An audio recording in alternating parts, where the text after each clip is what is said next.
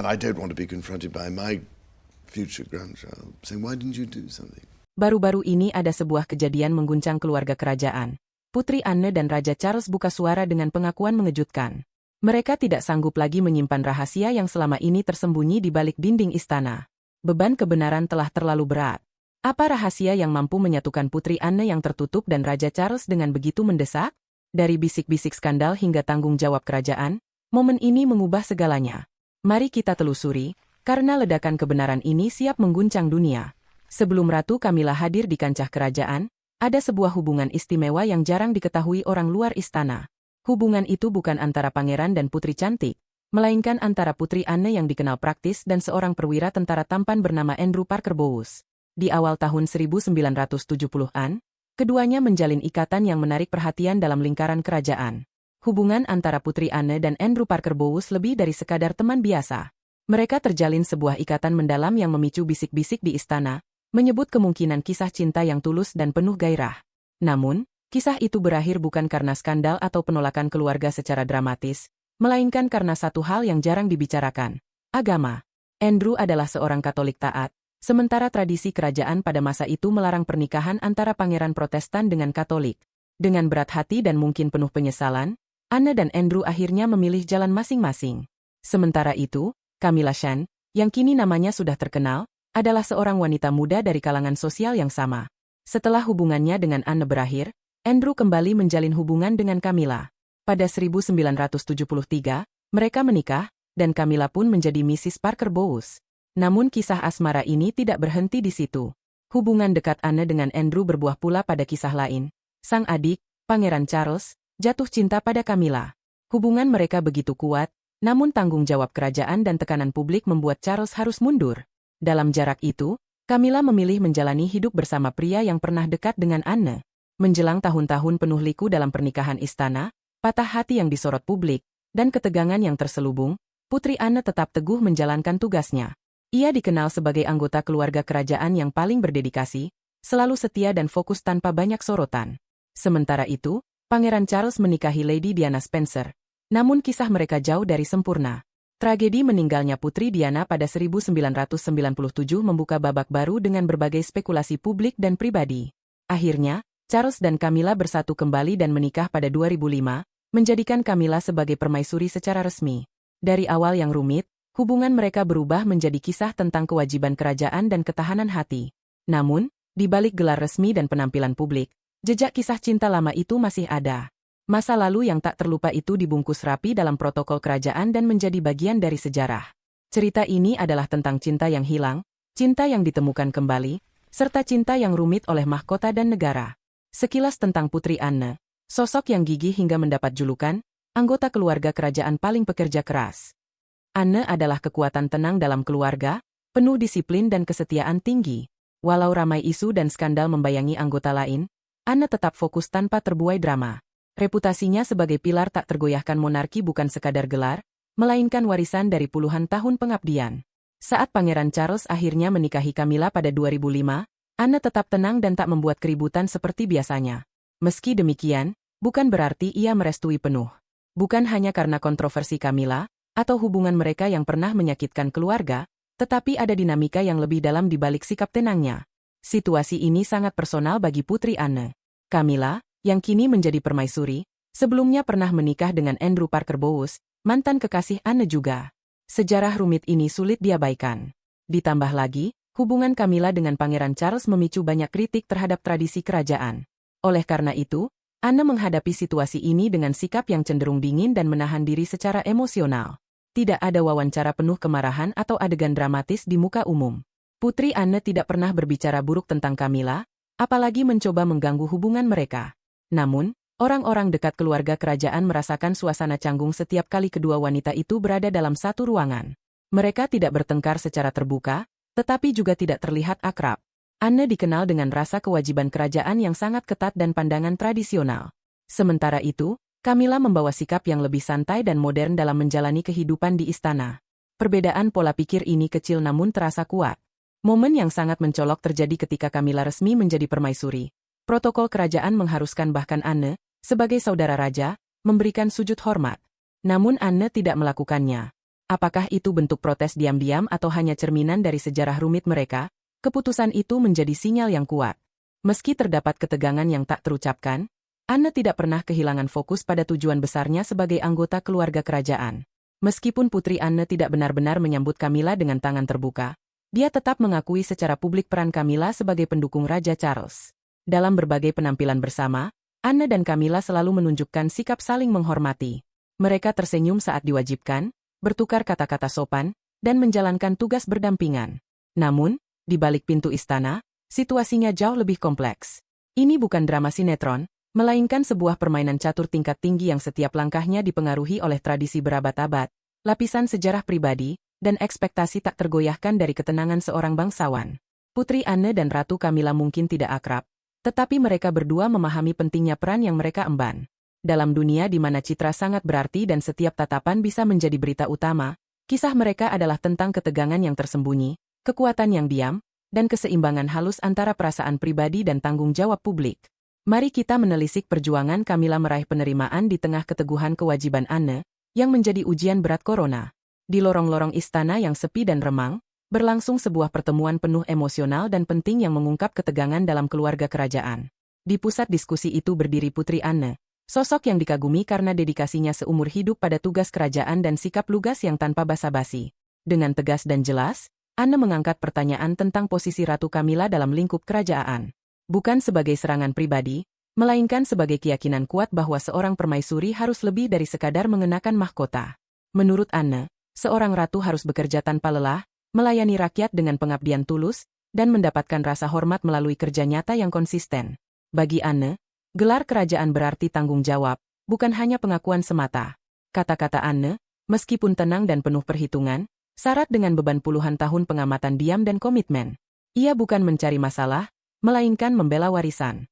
Bagi Anne, menjadi bangsawan bukan soal popularitas atau citra, melainkan soal tujuan, disiplin, dan pengabdian kepada publik. Sementara itu, Ratu Camilla mendengarkan dengan tenang. Selama bertahun-tahun, ia berusaha membangun citranya kembali setelah terjun ke sorotan istana di tengah babak sulit dalam sejarah kerajaan Inggris, pasca tragedi meninggalnya Putri Diana. Pada masa itu, Camilla dianggap sebagai sosok luar, bahkan kontroversial. Namun sejak saat itu, ia berupaya sungguh-sungguh berkontribusi melalui kegiatan amal dan penampilan publik, perlahan mengubah persepsi masyarakat terhadapnya. Meneruskan perjuangan Camilla mendapatkan penerimaan di tengah keteguhan kewajiban Anne yang tiada henti, penerimaan penuh masih terasa sulit dicapai. Bayang-bayang masa lalu terus menghantui. Dibandingkan dengan Anne, yang memiliki rekam jejak pengabdian tanpa lelah dan ketabahan yang tenang sehingga mendapat banyak penghormatan, Camilla masih tampak, di mata sebagian orang, seperti sedang berusaha membuktikan dirinya. Namun, ketegangan antara kedua wanita kerajaan ini bukan sekadar soal peran individual mereka. Ini mencerminkan pertarungan besar antara tradisi dan perubahan. Putri Anne mewakili cara lama, yang memandang kerajaan sebagai soal tugas, struktur, dan pelestarian nilai-nilai kuno yang tak tergoyahkan. Ia percaya pada monarki yang dibangun atas pengorbanan dan prinsip-prinsip yang teguh. Sebaliknya, Camilla mempersonifikasikan jalur rumit menuju transformasi. Perjalanan Camilla memasuki inti keluarga kerajaan penuh dengan penilaian publik, ujian emosional, dan upaya bertahun-tahun untuk mengubah stigma menjadi penerimaan. Ia adalah wajah monarki yang berusaha memodernisasi diri. Mungkin lebih mudah dipahami, namun juga lebih rentan. Pertemuan ini bukan sekadar percakapan biasa kerajaan. Ini adalah simbol dari pergulatan internal monarki untuk menemukan posisi dan relevansinya di dunia modern. Bisakah tradisi ratusan tahun berdampingan dengan tuntutan transparansi, keterhubungan, dan kecerdasan emosional zaman sekarang? Bisakah seseorang seperti Camilla, yang tidak memulai perjalanan kerajaan dengan dukungan publik, benar-benar diterima sebagai permaisuri yang setara dengan mereka yang lahir dengan gelar? Pertanyaan-pertanyaan ini tetap menggantung lama setelah pertemuan berakhir. Putri Anne, setia pada perannya, meninggalkan ruangan dengan wibawa tenang seperti biasa. Camilla, dengan sikap anggun namun mungkin penuh perenungan, tetap berada di sana, memikul beban tak terucapkan dari harapan dan tekanan untuk terus membuktikan diri. Di dalam ruang istana yang sunyi itu, babak baru perhitungan royal sedang ditulis dengan diam-diam. Kini, bukan hanya soal siapa mengenakan gelar apa lagi.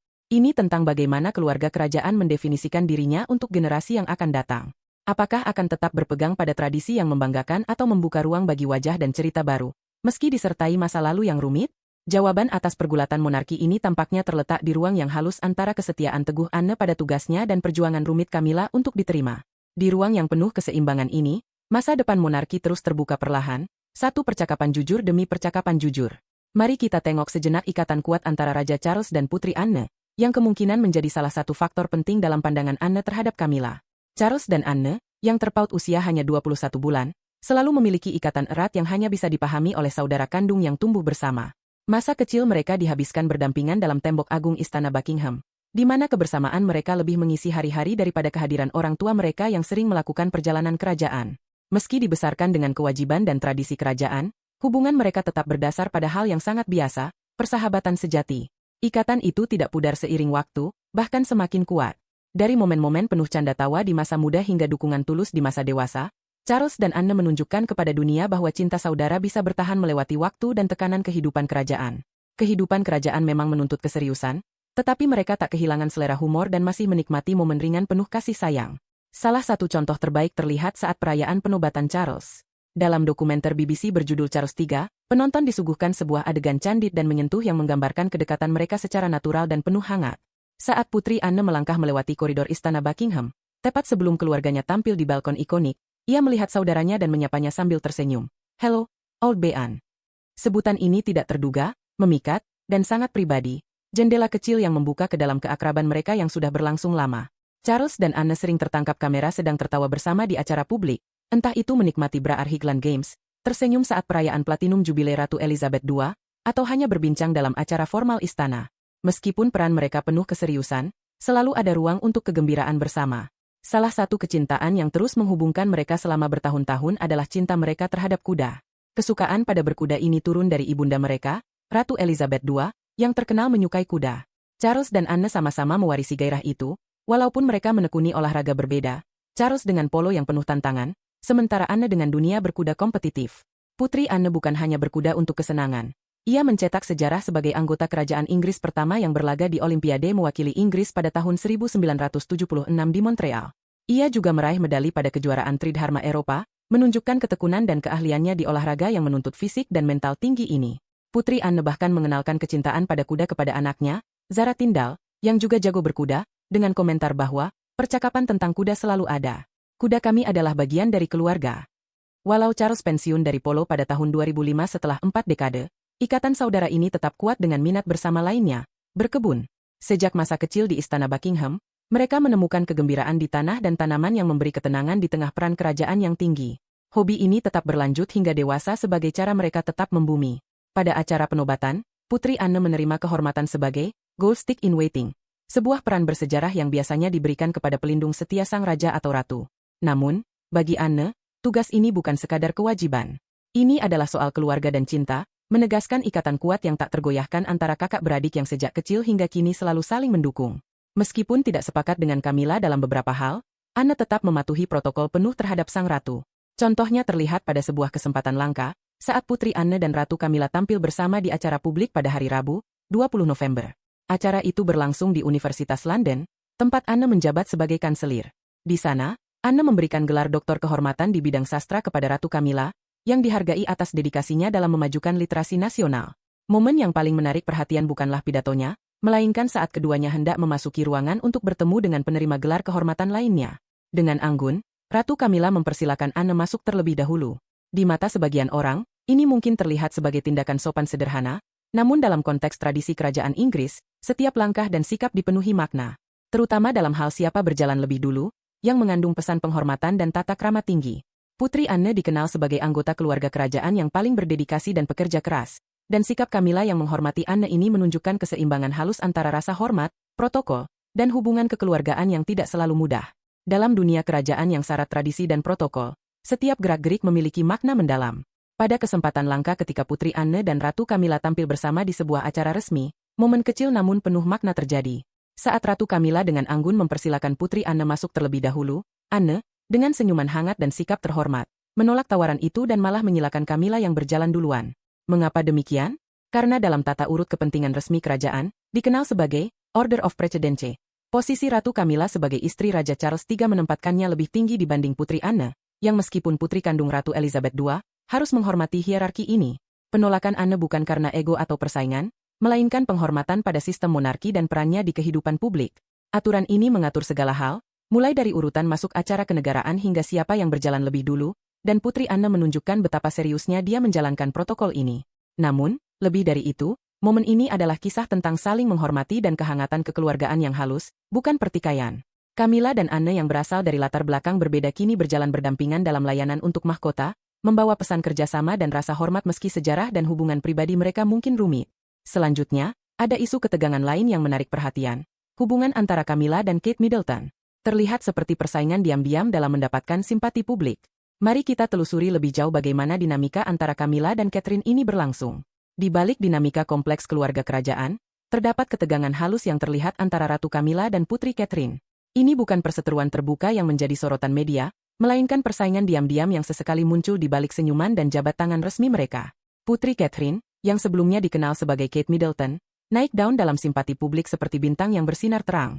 Kisahnya yang berasal dari kalangan biasa hingga menjadi putri yang anggun, membuatnya mudah dihubungkan oleh banyak orang.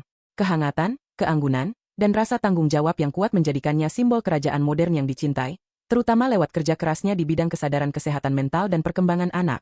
Di sisi lain, perjalanan Ratu Camilla lebih rumit.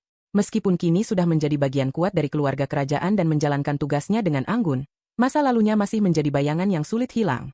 Namanya tetap terkait dengan kisah pahit di balik berakhirnya hubungan cinta antara Pangeran Charles dan Putri Diana. Selama bertahun-tahun, meskipun banyak penampilan dan tugas resmi yang diembannya, bayangan masa lalu itu terus membayangi citranya di mata publik. Dalam dunia keluarga kerajaan yang penuh protokol dan tradisi, terdapat sebuah rivalitas halus namun nyata antara Ratu Camilla dan Putri Catherine. Meskipun keduanya sering tampil bersama dengan senyuman dan sikap yang harmonis, ada ketegangan di balik itu semua, terbentuk oleh perbedaan latar belakang dan persepsi publik. Putri Catherine, yang dulu dikenal sebagai Kate Middleton, berhasil menarik simpati publik dengan kisah hidupnya yang menginspirasi. Sebagai wanita biasa yang menjadi bagian keluarga kerajaan, kehangatan dan kepeduliannya terhadap isu kesehatan mental serta perkembangan anak membangun citranya sebagai tokoh kerajaan modern yang dicintai banyak orang. Media dan rakyat mengidolakan sosoknya, menjadikannya wajah generasi baru yang merepresentasikan kemajuan dan koneksi terhadap masyarakat. Sebaliknya, perjalanan Ratu Camilla lebih berliku. Meskipun kini menjalankan tugasnya sebagai istri Raja Charles III dengan penuh kesopanan dan dedikasi, bayangan masa lalunya terkait kisah cinta Charles dan almarhumah Putri Diana masih membekas dalam ingatan banyak orang. Usaha Camilla untuk membangun citra dan identitas dalam monarki yang berubah ini tidak mudah, terutama ketika dibandingkan dengan ketenaran dan pengaruh yang dimiliki Catherine, yang dengan mudah mencuri perhatian di setiap penampilan publik. Perbedaan ini mencerminkan pergeseran besar dalam keluarga kerajaan yang semakin mengedepankan hubungan yang dekat dengan masyarakat, citra yang kuat, dan kemampuan media savvy. Meskipun Camilla menghormati tradisi dan menjalankan perannya dengan anggun, Catherine menjadi simbol masa depan dinasti dengan daya tarik yang lebih kuat di mata publik. Ketegangan diam-diam ini bukanlah perseteruan terbuka, melainkan pertarungan pengaruh yang berlangsung dalam kesopanan dan protokol. Dalam dunia kerajaan yang terus berubah, ini adalah kisah tentang bagaimana dua wanita hebat beradaptasi dan mencari tempat mereka masing-masing dalam sejarah yang terus bergulir.